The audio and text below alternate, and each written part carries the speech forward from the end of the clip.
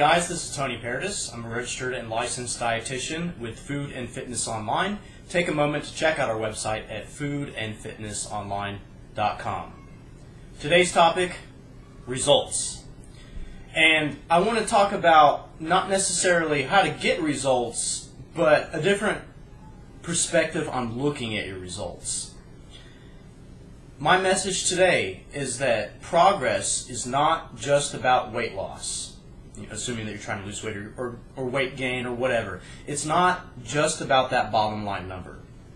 And there are a few things that you want to take into consideration for that. So I'm going to talk about what types of goals should you have, both outcome and process goals. Where did you start, lifestyle changes, and consistency. So first, guys, let's talk about types of goals, outcome and process, and how setting the right type of goal can help you to be happy with your results and be able to look at your progress in different ways. We know that setting a goal is important. It's important because if you don't know where you're going, you certainly won't know how to get there. Your goal needs to be something that is measurable, something that's realistic, something that's on a timeline, something that's specific. All of these details ensure that your goal is something that can actually be achieved. When you set a goal, you want to set two types of goals to achieve the ultimate outcome. And it's because it's about motivation. Set a process goal and set an outcome goal. And so many times we only focus on the outcome goal. Let's go ahead and start with this. Your outcome goal is going to be the bottom line and really the ultimate thing that you want to achieve. This is going to be things like your weight loss, 1 to 2 pounds of weight loss per week, or half a pound a week if you're on the smaller side. It's going to be something like, if you have a strength goal, like getting X amount stronger on the bench press or on the squat or the deadlift. Or it could be a body fat percentage goal. I want to be X percentage body fat by this date. Those are the outcome goals. And these are things that you certainly want to keep track of, and they are measurements of your progress. But you also want to look at the process goal. And I'll get to why in a minute. But a process goal is something that happens that gets you to the outcome goal. Your process goal can be something like, I want to run 3 times a week for 30 minutes. Or I'm going to lift weights 4 times a week. Or I'm going to track my calories on a calorie tracking program 7 days out of the week and eat 1,200 calories or 2,000 calories or whatever your allotment is. You see, you want to set both types of goals. Not because the outcome goal isn't the most important thing, but because the outcome goal is something that can fluctuate. For example, especially in women, your weight is going to fluctuate from a week-to-week basis. I mean, your water weight fluctuates hour to hour. If you've ever noticed that you weigh differently in the evening as you do in the morning. But from a weight loss perspective, weight loss is not linear. Weight loss does not just happen at a nice, smooth, even slope. It comes off in chunks. And because of that, you're not going to always have that 1 pound of weight loss per week. But how do you stay motivated? How, when you look on the scale and you see that it maybe hasn't moved, you also have to look at the process goals. And that's, did I do my exercise? Did I eat correctly? Did I achieve the goals that I know need to be in place in order for that outcome goal to happen? And that's why goals aren't always measured in that outcome goal. Goals aren't always measured in pounds, because if you're doing the right things, then eventually the levee is going to break.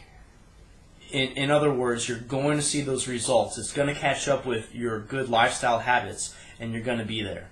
So when you set a goal, set up both a process goal and an outcome goal, and that's going to put you in a good position.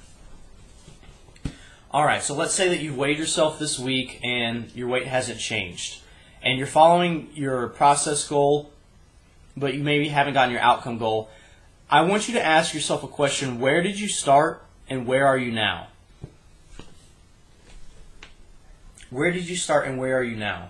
In, of course, relation to your weight, but also look at where you started in terms of your behavior changes, in terms of what you're doing to achieve this goal. You may not feel like you're progressing.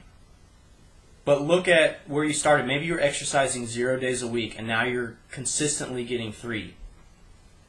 Maybe you're eating out every day for breakfast and getting a high-calorie breakfast that would make it hard to achieve your goals. And now you're creating something at home. You're making something at home to be able to help you succeed. Maybe you've been trying new vegetables. Maybe you've been trying new recipes. These sorts of things are important to look back on so that you can be proud of that, and that so you can really see that you have been working hard to achieve the physique and the lifestyle that you want. Because this isn't a diet, okay? You need to make sure that you're adopting a lifestyle change so that you don't gain the weight back. And these steps along the way of, for example, maybe cooking at home more, or choosing wiser breakfasts, or maybe limiting some of the treats that you have on the weekend, or exercising more, and all these examples. There's so many examples that I could come up with. If you start laying down the foundations of those types of habits, you're going to be successful. No person who exercises and eats correctly and all that goes back to being morbidly obese because there's too much that they've adopted to be able to go back to that. So look at that. Look at where you are. See, you may be like, wow, my weight didn't move this week. But you can also say, but I had my hardest workout ever this week and I achieved the most on my run or on my lift. Or, yeah, but look at all these things that I've been doing. All I need to do is tweak something a little bit to be able to move in the right direction. At least I know where I'm at. And start thinking about it that way, and you're going to be a lot happier with your progress. And if you're happier, it's a more enjoyable experience. Probably going to stick with it longer. And so number 3, also look at your lifestyle changes. And that really ties into where did you start, where are you now? With the exercise, with the cooking, with your attitude about food. And also with looking at the nutrition. Are you logging your calories? Are you measuring? Are you keeping track? Are you able to incorporate portion control? These types of things. And so those two kind of wrap in together. But number 4 is consistency. And if all else fails, consistency is going to be your friend. And what I mean by that is it's really hard for me to make recommendations on somebody who just eats a wild and carefree diet. Maybe they don't eat breakfast this day, or they'll eat 800 calories for breakfast the next day. Maybe they'll eat out here and there and just have no sort of planning, no sort of consistency, nothing like that. If I look at that, or if you look at that and that's what you've been doing, where do you make the small adjustment to see big results? You're not going to be able to because you have no consistency. You're going to have to overhaul the entire thing if you wanted to do that. If you have consistency, if you eat about the same amount of calories every day or every week, if you eat the same size breakfasts, lunches, and dinners, and you're not seeing the results that you want, it's so easy. It's so easy from that point because you already have the answer. If everything else is dialed in, you have to just make a small tweak, usually in your calories, to be able to continue to lose weight, or bumping up your exercise. Bumping up your exercise. And that's all there is to it. So progress is not just measured in pounds. If you only look at it as pounds, you're only looking at the outcome goal. And you have to look at the process goal. So when you measure progress, look at the 2 types of goal, the outcome goal and the process goal. We talked about that. Look at where did you start and where are you now, as far as, yes, your weight loss, but the behaviors, the processes that you've been adopting to be able to achieve the lifestyle change and the physique that you want. And then look at your lifestyle changes in accordance with that. So where am I now? What kind of lifestyle do I have, and is this a kind of lifestyle that's going to lead to success? If the answer is yes, then just look at your consistency. Look at that consistency and say, okay, where do I need to make the change? Is it breakfast? Is it dinner? Is it a specific meal that's throwing me off balance? Or is it just my calories overall? And then you can change it. So thanks for joining me today on my talk about progress and what to look for in your progress.